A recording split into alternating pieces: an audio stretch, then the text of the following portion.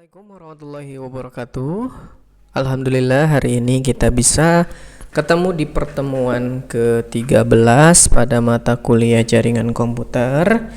Nah, yang akan kita bahas adalah routing fundamental ya. Ini tema kita hari ini. Nah, kita harus paham dulu teori tentang routingnya sendiri. Nah, ini adalah routing protokol. Ya, kita udah belajar bagaimana kita belajar tentang OSI layer. Nah, ini yang di sebelah sini ya, kiri itu OSI layer, ada 7 layer. Nah, routingnya sendiri itu berada sampai layer 3 nih, sampai layer 3 ya. Oke, sampai layer 3. Lihat, sesuaikan dengan gambar networknya di sini. Ini end device, ini PC1, ini PC2 end device. Jadi kalau dalam OSI layernya sendiri ya di sini terimanya ya sampai seluruhnya, sampai 7 layer ya. Nah, ini bentuk dari router sendiri ya, ini ngambil dari Cisco Packet Tracer, ini dari bentuk routernya sendiri, ini dari bentuk routernya sendiri. Nah, router lihat arahnya ke atas, dia hanya sampai dengan layer 3. Nah, router sendiri itu bekerja di layer 3 nih, bekerja di layer 3, lalu dia akan mengirim sampai dengan selesai ke end device nya. Itulah gambaran, kira-kira sedikit gambaran mengenai routing protokol.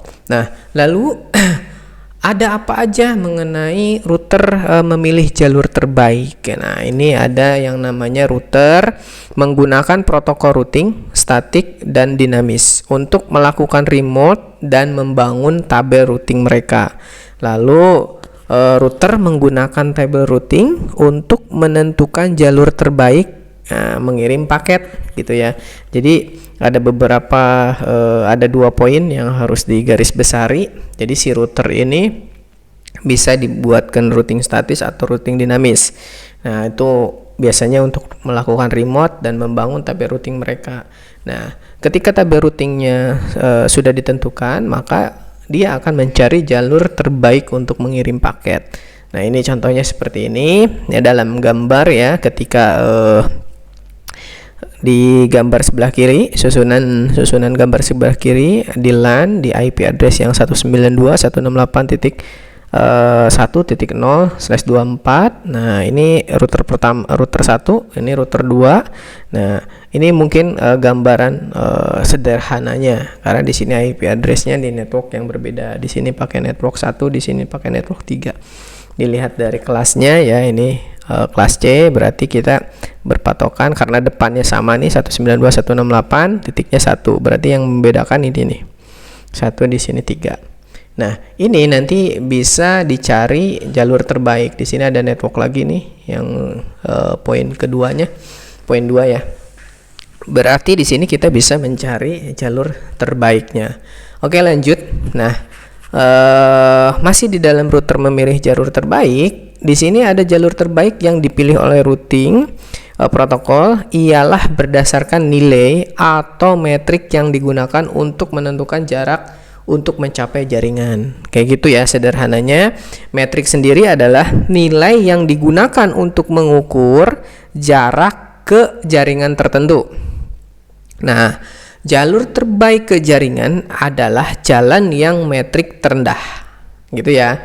Nah, lalu protokol routing dinamis menggunakan aturan dan metrik mereka sendiri untuk membangun dan memperbaharui routing gitu ya. Nah, ada routing information protocol RIP, hopcon ini untuk counternya, terus open atau OSPF ya, open shortwave path. Jadi OSPF ini berdasarkan bandwidth kumulatif dari sumber tujuan. Lalu ada EAGRP. Nah, ini ada bandwidth, ada delay, ada load, dan reliability seperti itu.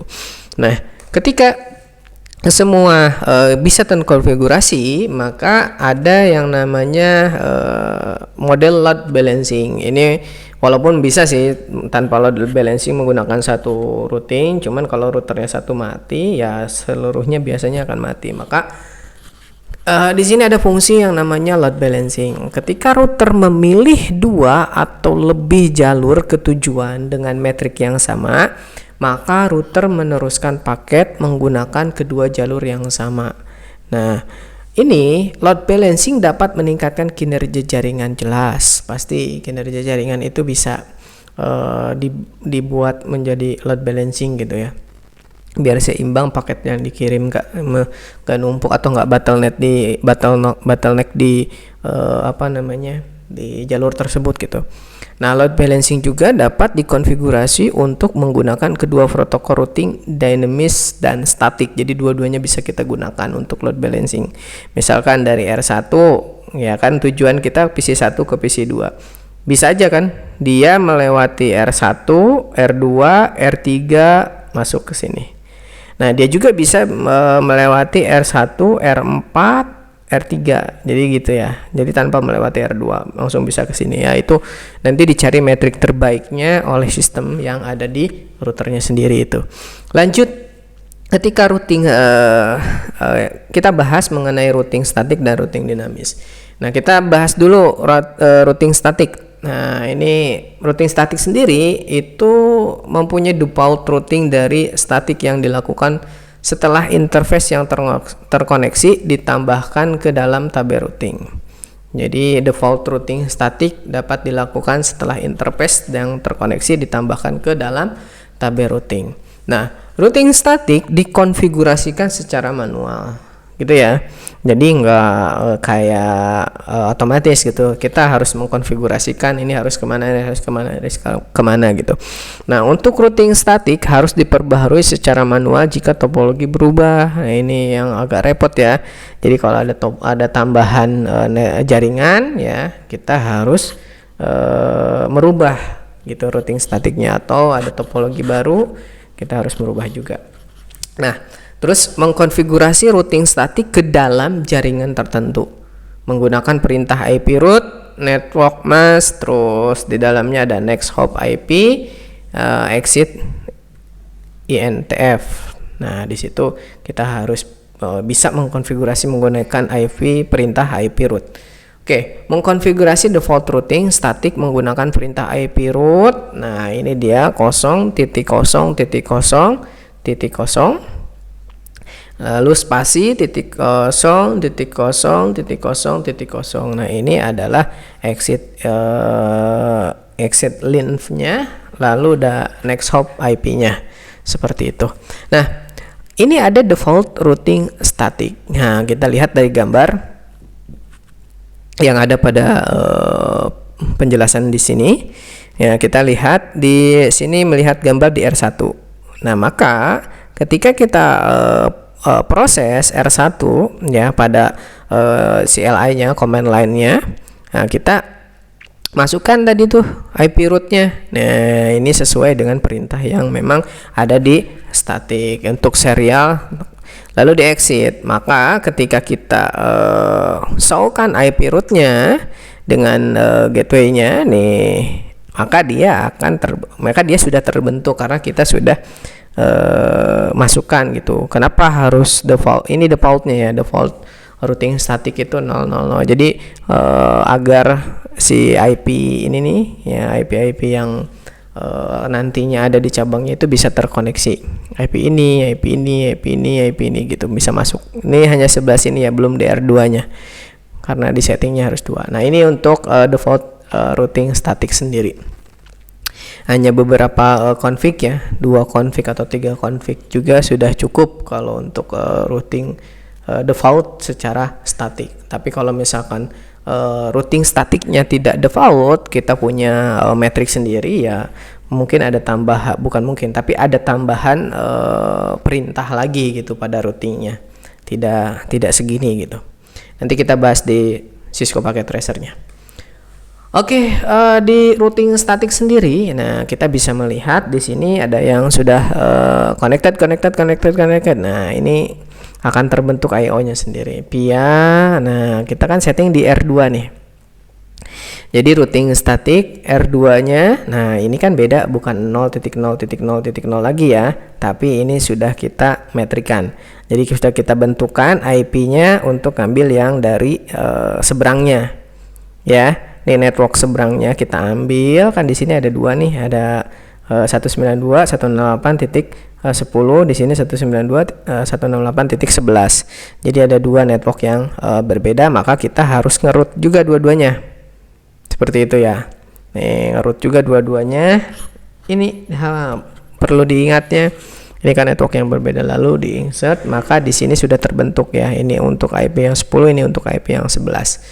Oke, lanjut ke dalam routing dinamis. Nah, untuk routing dinamis sendiri itu digunakan oleh router untuk berbagi informasi tentang reliability dan status jaringan jarak jauh.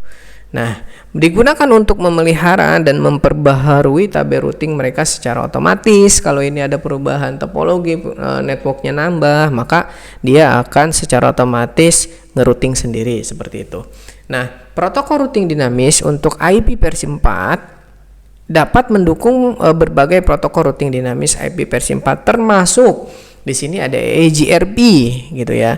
Lalu ada OSPF, lalu ada ISIS ya, atau ISIS gitu kan. Nah, ada RIP, Routing Information Protocol sendiri. Nah, ini kita bisa mencari informasi apa aja sih yang ada di routing yang dinamis gitu ya.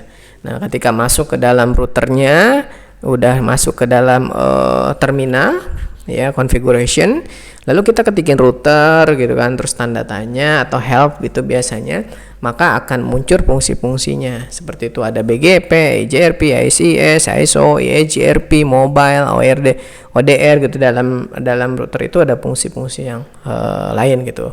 Ada OSPF versi 3, ada RIP, sebagainya ya. Masih banyak lagi, ini saya melihat dari sini. Lalu ketika ada di versi 4, nah tadi kan versi 4. Nah, sekarang di versi 6 mendukung berbagai protokol routing dinamis termasuk. Nah, ini bedanya ada di mana? Ada di protokol-protokol ya. Ada RIP NG generasi berikutnya gitu ya. RIP router yang generasi berikutnya gitu, routing yang generasi berikutnya. Lalu ada OSPF versi 3. Nah, tadi kan kita udah lihat tuh, udah cek ada OSPF versi 3. Nah, itu untuk IP versi 6. Lalu ada EGRP untuk IP versi 6, ada juga. Nah, ini kita bisa config juga di sini ya. Tapi bedanya adalah depannya sebelum router itu menggunakan IPv6 perintahnya ya, lalu router, lalu spasi tanda tanya, maka akan muncul EGRP, OSPF, RIP seperti itu. Oke, di OSPF ini adalah versi selanjutnya gitu ya. Nah, Routing Information Protocol juga RIP versi 6. Oke, itu aja materi dari saya mengenai jaringan komputer routing dinamis ataupun routing statik. Terima kasih sudah menyimak. Mudah-mudahan ilmunya dapat terserap dengan baik.